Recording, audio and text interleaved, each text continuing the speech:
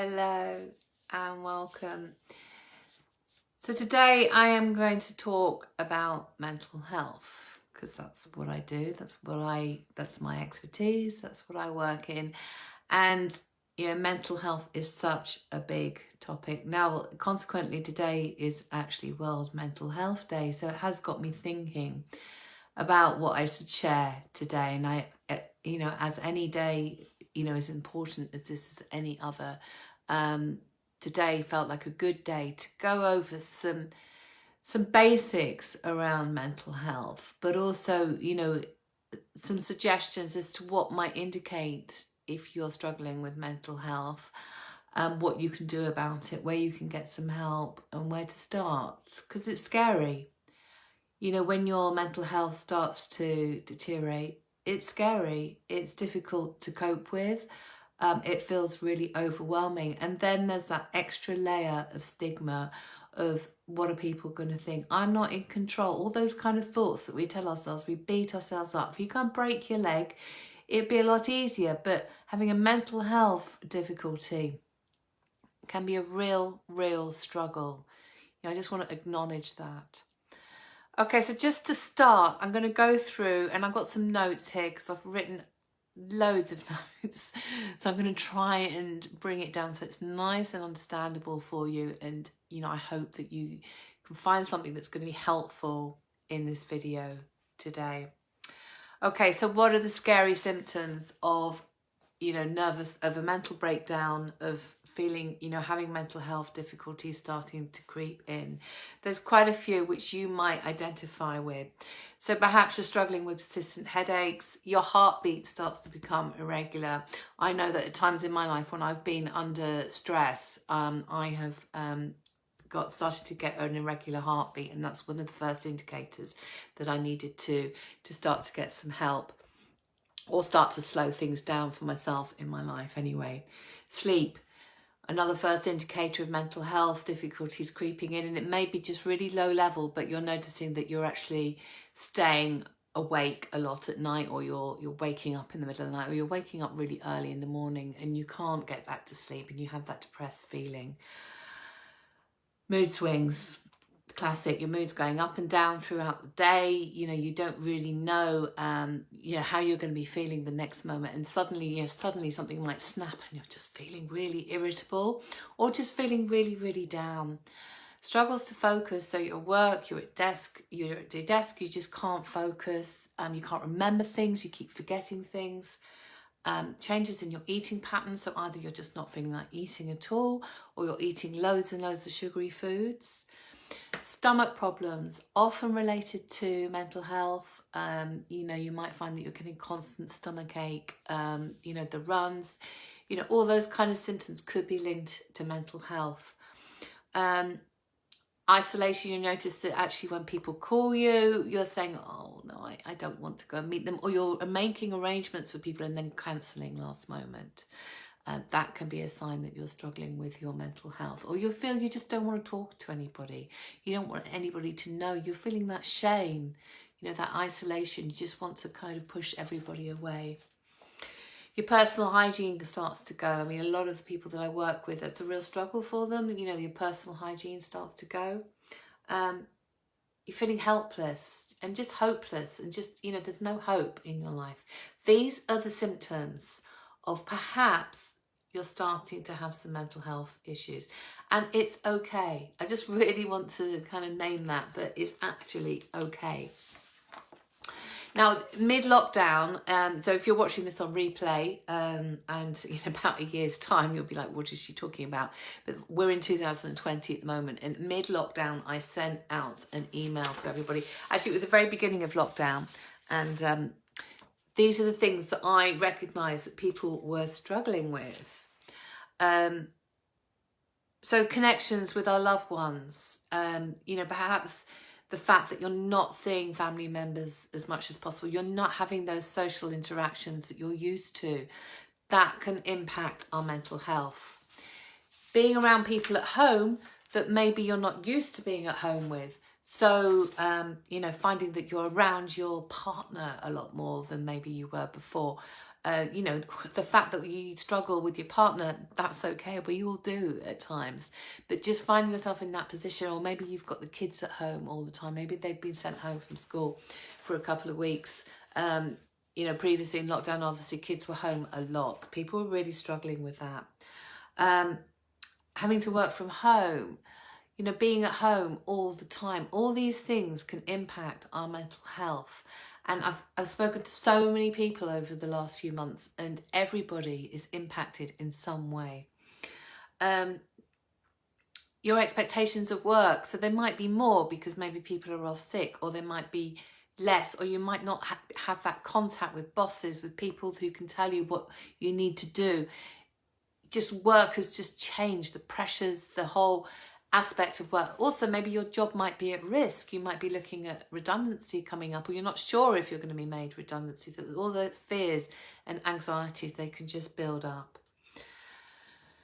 Knowing what the right thing to do is, you know, there's so many kind of rules and regulations out there. Do this, don't do this, don't have a family gathering, do have a family gathering, go to the pub, don't go to the pub, go to a restaurant, don't go to a restaurant. All those different kinds of messages that we're receiving all the time, those can be quite confusing and can leave us in turmoil, not really knowing what to do.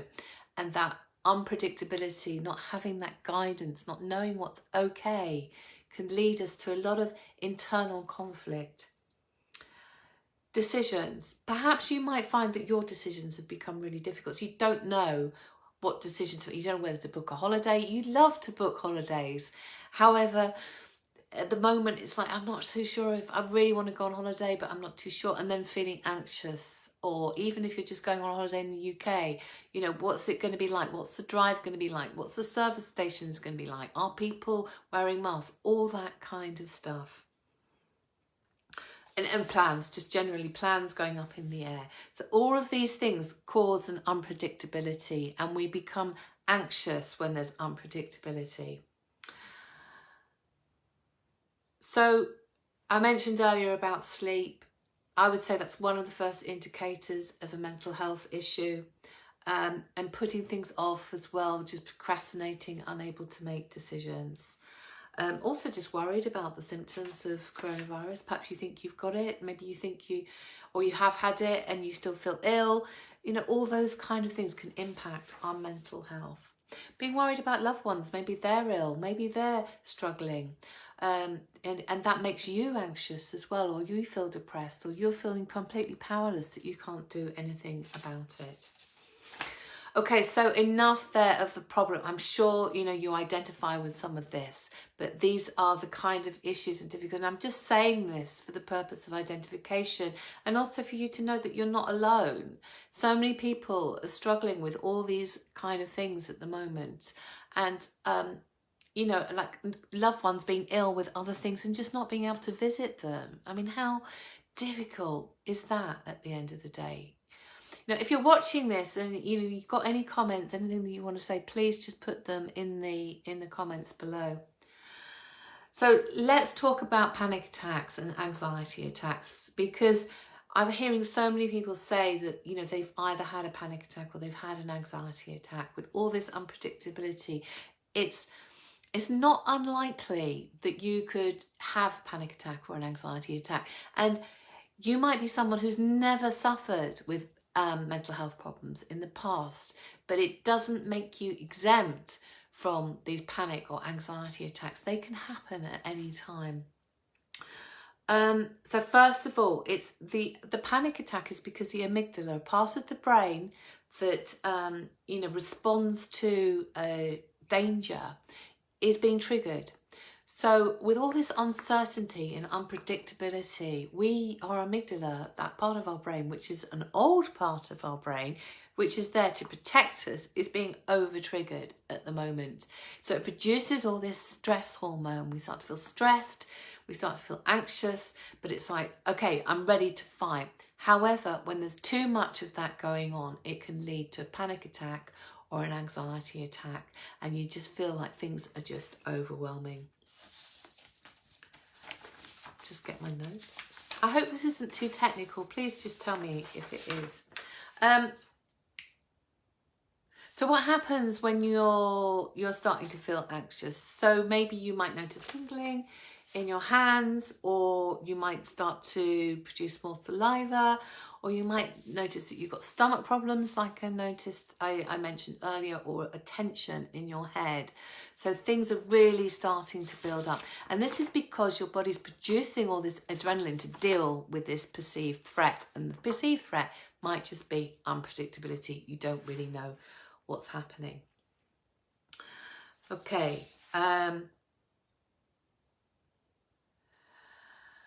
So, suggestion, if you feel like you're starting to have an anxiety attack or a panic attack, try not to latch on to that. So by that I mean, you're noticing that you're starting to feel quite anxious.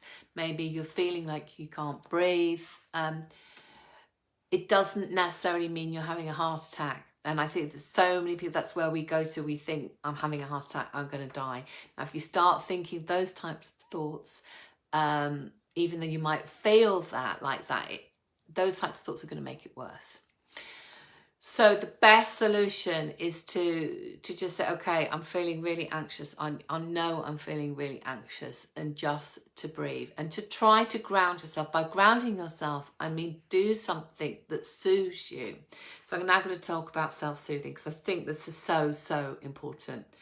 So self-soothing is a really, really great technique, and I'm going to maybe show this. One of the things that you can do, I'll put my papers down, is to just give yourself a hug. So you put your one hand underneath your armpit, other hand on your shoulder, and you just wrap yourself up like this and breathe. And it gives you that sense and that feeling that everything is okay, that you're going to be okay. You can also just kind of stroke your arms, or just put your hands on your head, on your face, and just take a few deep breaths. And then just notice your feet connected to the ground. So they're literally connected to the ground. You know that you're safe, and just focus on your feet. Just bring your attention to, I'm closing my eyes as I do this because I'm almost doing it myself, but it's that grounding, that sense of, okay, I'm safe. You just need to send that message to your brain. Now, if you're with someone who's struggling with a panic attack, the best thing you can do is hold their hand or give them some words of encouragement and just tell them that everything's going to be okay, that, it is going to be okay. Stroke the back, stroke the arm. Give them something to cuddle, a teddy bear, a rug, something soft, a cushion, just something to hold on to make them feel safe and content. So just, something to just wrap them in so that they can feel like, they're in a safe place.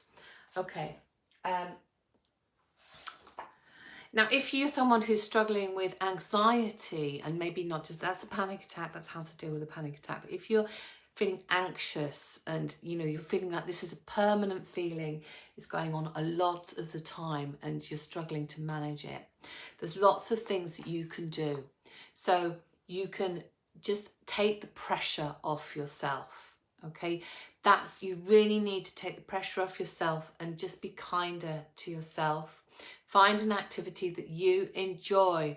Now, that may sound quite obvious, but by doing an activity that you enjoy, you actually start to bring down all of those stress hormones and everything that's going on, all that anxiety. So it might be just drawing, colouring, crafting, watching Netflix, chilling out, putting a blanket over you, eating biscuits, putting your feet on the radiator, burning some candles that smell nice, getting in a bath, just things that make you feel nice. Go and sit outside if it's a nice day and just breathe in the air, feel the wind on your face, feel the sun on your face, look up to the sky and watch the clouds. All those kind of things are going to support you to feel better. Just stop. I've got so many people that I'm hearing that are worried about informing work, that they're feeling anxious, and sometimes we get busy when we're anxious. okay, that's great if it helps you to feel organised, but just be careful of that, you know, avoidance of the anxiety, where you're just doing more and you're just getting busier. That might be a good tactic in initially, but bringing in some loving kindness, self-soothing, being nice to yourself is going to give you a longer term results with your anxiety. Pets.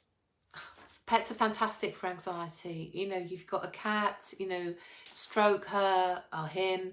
You know, you've got dogs, take them for a walk, you know, give them a cuddle. Pets are amazing for anxiety. Buy yourself some flowers. Just do something nice. Just give yourself a break. Now, I've got a few numbers here. I'm going to pop them in the comments as well. It is Mental Health Day today, World Mental Health Day. So, you know, I'm feeling it's quite an important day to just emphasise everything, all these points that I'm bringing in today. So there's a helpline, Calm. You know, the telephone number's 0800 585 858. The Samaritans is, you can call them on 116 123. Mine's 0300 123 3393. And, you know, for the young people, there's Prevention of Young Suicide Helpline, HOPELine it's called, and they have a telephone number is 0800 068 4141. So, you know, there's helplines out there. If you're feeling you're in a crisis, call a helpline. Don't worry about it. You know, it's there to help you. It's there to support you. Those people are trained in helping people who are struggling. If it's your first time that you're struggling, don't worry about it. Just call someone. Call a friend. You know, if you can, call a friend. If you feel it's okay to call a friend, call a family member. Just talk about what's going on. Okay, so I focus a little bit on anxiety attacks and panic attacks. Panic attacks can happen at any moment. They can happen just completely out of the blue. You're kind of thinking that you're coping, and then suddenly you're finding yourself in this almost paralysed state, and you can't move, you can't breathe. That is a panic attack, and that will be as a result of the build-up in the background of anxiety, which maybe you weren't noticing. Anxiety attacks are a little bit more obvious. You know that they're going to happen because you can start to feel the build-up. You know that you're under stress. You know that you're under tension. And if you're feeling depressed, the indicators of that might be you're waking up early in the morning, you know, your personal hygiene is going, you're just feeling that low feeling. Do reach out, get some help. Have a wonderful day. If you, you know, just do the best you can. If you relate to any of this and you want to talk with me a little bit more, you know, for today, I've got an open phone line. So, you know, my telephone number is 07917 061 284. If you want to give me a call, if you are interested in any of the programs that I run, if you have been suffering with anxiety, depression, you think, right, I've had enough now, I want to sort myself out. I run retreats, 3-day retreats. I've got loads of them going on next year. At the moment, we're restricting to numbers of 4. So we've got 4 people, 2 facilitators, to get, you know, to spend 3 days understanding what's going on with your mental health, understanding, getting some great techniques to support you and some great help to move forward. And believe me, you come out of that and you'll feel a lot better. The other thing is I do a 12-week CBT course, cognitive behaviour therapy. I can support you to, you know, really address your mental health and just move into 2021 with a, you know, a better way of coping, reducing that overwhelm, being able to see the woods for the trees, and, you know, feel better, basically, because so many of us are really struggling at the moment. So that's what I'm offering at the moment. You know, as I say, like open phone line today, 07917 061 284, but just for today. So that is the 10th of October 2020. But if you're interested in my programs, pop onto my website. I'm going to put the link to my website underneath this video as well. And take care of yourself. You know, do something nice for yourself today. Just do it. Just take that time out. What have you got to lose? You know, your mental health is so, so important. Okay, take care. Lots of love. Bye.